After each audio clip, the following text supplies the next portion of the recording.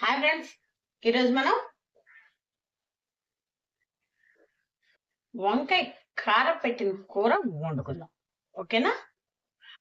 ఇది ఎలాగో చూద్దాం. వంకాయలు తీసుకుందాం. ఏ వంకాయలైనా పర్వాలేదు. ఈ కూరకి స్టవ్ వెలిగించి ఇప్పుడు పెట్టుకున్నాం కదా, స్టవ్ వెలిగించి నూనె పోద్దాం.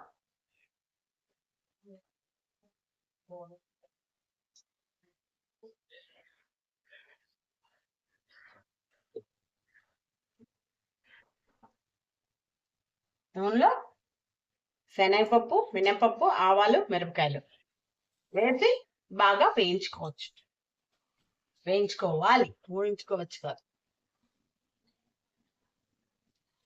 దీంట్లో శనగ పలుకులు, నువ్వుపప్పు కూడా వేసుకోవచ్చు.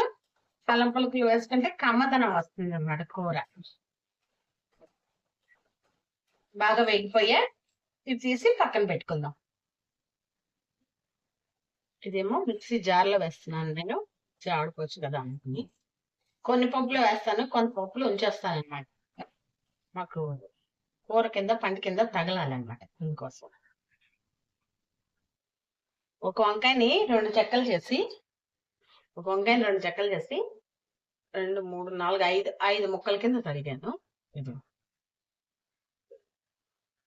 ఇలా సన్నగా ముక్కల కింద తరుక్కోవాలి. తరిగి ఇలా నీళ్ళల్లో వేసుకోవాలి అన్నమాట. ఇప్పుడు ఈ నూనెలో ఇవి వేసేసుకున్నాం.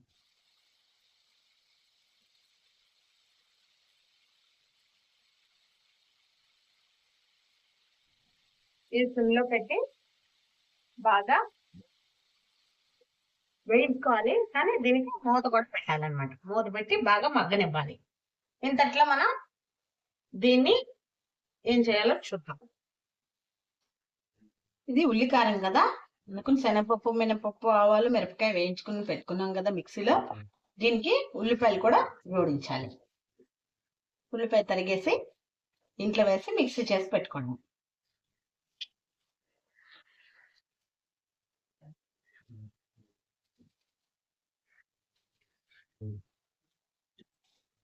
నా కూరకి 2 ఉల్లిపాయలు వేస్తున్నాను నేను. కూరని బట్టి మనం ఉల్లిపాయలు వేసుకోవాలన్నమాట. ఎక్కువ కావాల్సిన వాళ్ళు ఎక్కువ వేసుకోవచ్చు అనుకోండి. నేను 2 వేస్తున్నాను. ఈ సైజు ఉల్లిపాయ.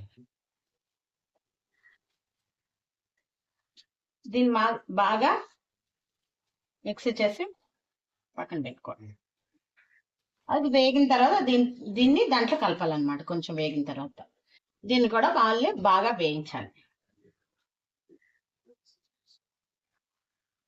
ఓకేనా? ఇది మిక్సీ చేసి పెట్టుకుందాం.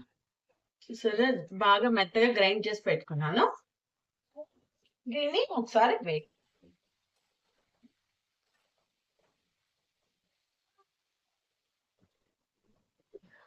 బాగా వేగిన తర్వాత ఈ పేస్ట్ కూడా దీంట్లో వేసుకుందాం. ఇది బాగా వేగనివ్వండి. అప్పుడప్పుడు తీసి వేయిస్తూ ఉండాలి. బాగా వేగేదాకా వేయిస్తున్నాం.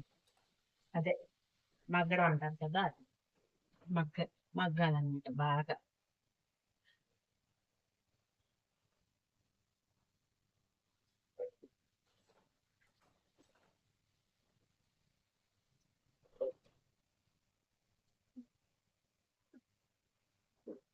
వంకాయ కూరకి, గోంగూర పచ్చడికి కొంచెం కూర ఎక్కువే పడుతుంది, లేకపోతే రుచి ఉండదు అనమాట. అందుకోసం దీనికి కొంచెం నూనె ఎక్కువే వేసుకోవాలి.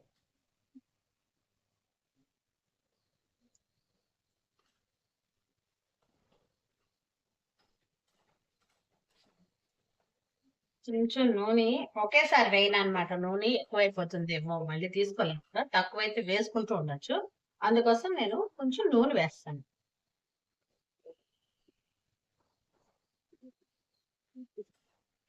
నూనె సరిపోదు అనిపించేది, అలా కొంచెం కొంచెం వేసుకుంటాను అనమాట నేను. ఇక్కడ కూర బాగా వేగిపోయింది. ఇప్పుడు ఈ ముద్ద అంతా, ఉల్లి ముద్ద ఆడి పెట్టుకున్నాం కదా మిక్సీలో, అదంతా దీంట్లో వేసేసుకోండి.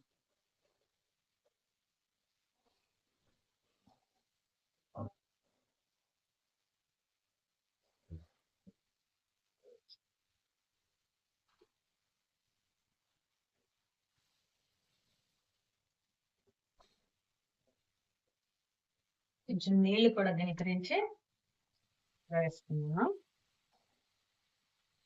దీంట్లో ఈ మిరపకాయలు వేస్తే ఈ రంగు వచ్చింది కదా, అందుకోసం నేను కారం కూడా వేస్తాను. ఎరుపు రంగు రావడానికి కొంచెం కారం వేసుకుని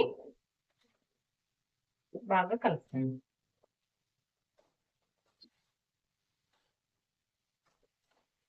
పచ్చి ఉల్లిపాయలు వేస్తుంది కదా, అందుకోసం ఈ ముద్ద కూడా కొంచెం వేగాలి. బాగా బాగా వేగని